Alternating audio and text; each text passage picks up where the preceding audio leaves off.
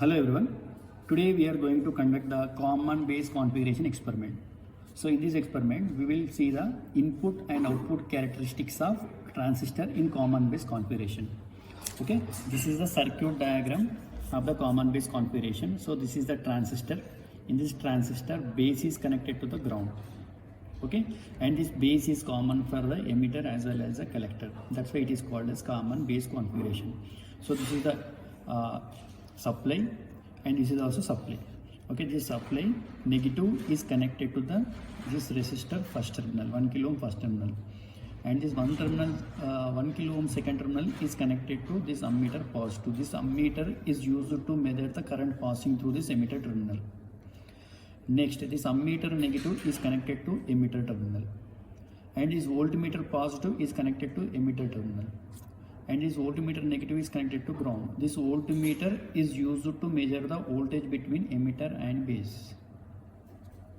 Next, this is the collector terminal, and the collector terminal, this 1 kilo ohm first terminal is connected to collector terminal, and this voltmeter first terminal is connected to 1 kilo ohm first terminal, and this voltmeter second terminal is connected to ground, and ammeter first terminal is connected to 1 kilo ohm second terminal, and this RPS negative is connected to ground. Okay, this is a total circuit. Okay, now we will connect this circuit on the breadboard. Okay, now we are calculating the input characteristics. Okay, these input characteristics are drawn between input current and the input voltage at constant output voltage. Okay, now see if we connect the circuit diagram. Now I will connect the circuit diagram. Okay, in the circuit diagram, first I am connecting the transistor. Okay, this is the transistor. First I am connecting the transistor. Okay, for this.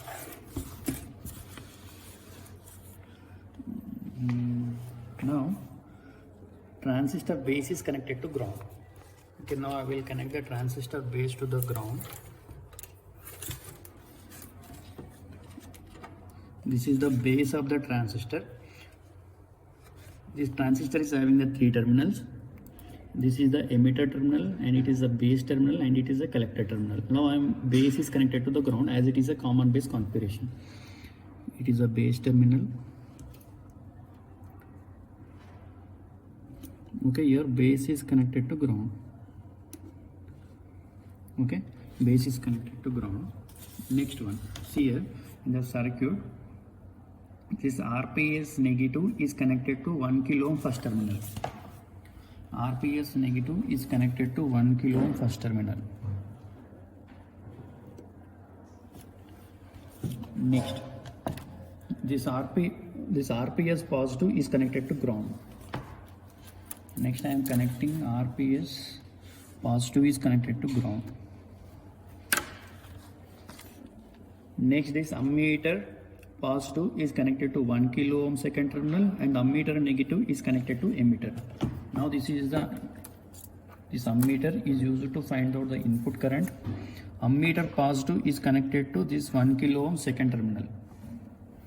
Okay, next, this ammeter negative is connected to emitter terminal.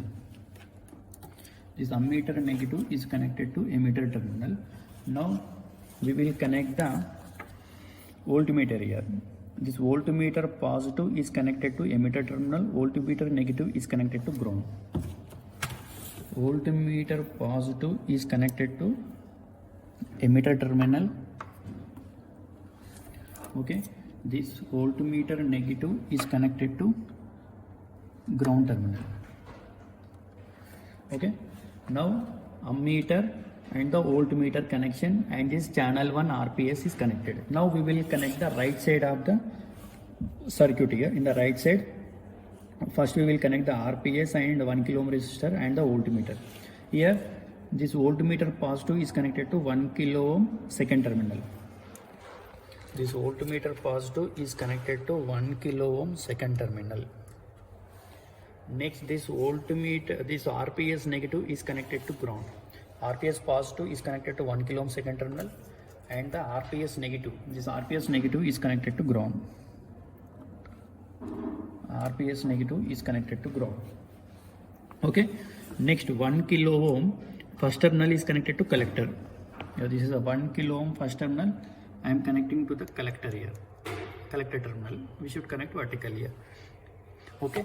Now we will connect voltmeter. Voltmeter positive is connected to collector. Voltmeter negative is connected to ground. Voltmeter positive is connected to collector terminal, and the voltmeter, this is the voltmeter negative terminal. This voltmeter negative is connected to ground. Okay. So this is the ground terminal. 1, 2, 3, 4, 5 terminals are connected to ground, and this is the main circuit. Okay. This is the input current. This ammeter is used to find out the input current. This voltmeter is used to find out the input voltage, and this voltmeter is used to find out the output voltage. Input characteristics are drawn between input current and the input voltage at constant output voltage. Okay. So this is the circuit we are connecting as per the circuit diagram. Next, the procedure is, first we will take the output voltage. I am taking the first output voltage is 0 only.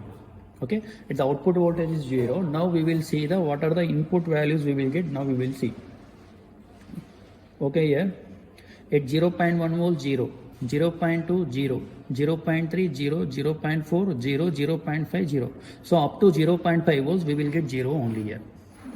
Okay, now if I increase the RPS further, okay, if I increase the RPS further, okay, at 0.6 volts, okay, at 0.6 volts the meter is slowly it is increasing. Okay, it starts conducting it after 0.6 volts. Okay, but at 0.7 volts the current increases drastically. Okay, here at 0.7 volts current is increases drastically. Up to 0.6 volts the current is very small. Okay, but after 0.7 volts the current increases drastically. Okay, this is the input characteristics at output voltage is 0 volts. Now we will increase the output voltage here. Now increase the output voltage. Now it is 0 volts. Now increase the output voltage to 0 to 5 volts. Now I am increasing the output voltage to 5 volts. Now I am increasing the output voltage from 0 to 5 volts. At the output voltage is 5 volts. Now we will see what are the variations in the input side we will see here. Now by keeping in the channel 1, now I am slowly increasing the RPS. Okay, at 0.1 0, 0.2 0, and 0.3 also 0. Okay, at 0.4 again we are getting 0 only. But at 0.5 also it is 0. But at 0.6 there is a slight increase in the current. Okay, but at 0.7 volts the current increases drastically. Okay, at up to 0.7 volts there is a slight increase in the current, but at 0.7 volts the current increases drastically.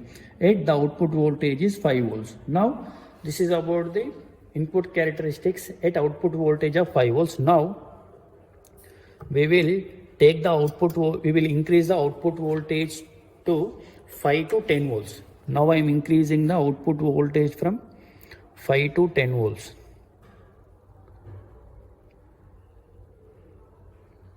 Okay, now I am taking the output voltage is 10 volts. Okay, at output voltage is 10 volts constant. Now we will see what are the variations we will get at the input side. Okay, here 0.1 0, 0.2 0, at 0.3 also 0, and 0.4 0, 0.5 is also 0. At 0.6 there is a slight increasing. Okay, but if we take the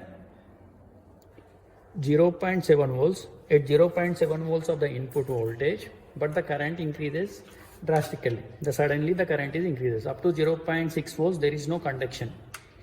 Okay, at input voltage of 0.6 volts there is a slight increase in the current, but if you take the 0.7 volts the current increases drastically. So these are the input characteristics at output voltage of 5 volts and the 0 volts, and next time we are taking the output voltage is 5 volts. Next case we are taking the output voltage is 10 volts.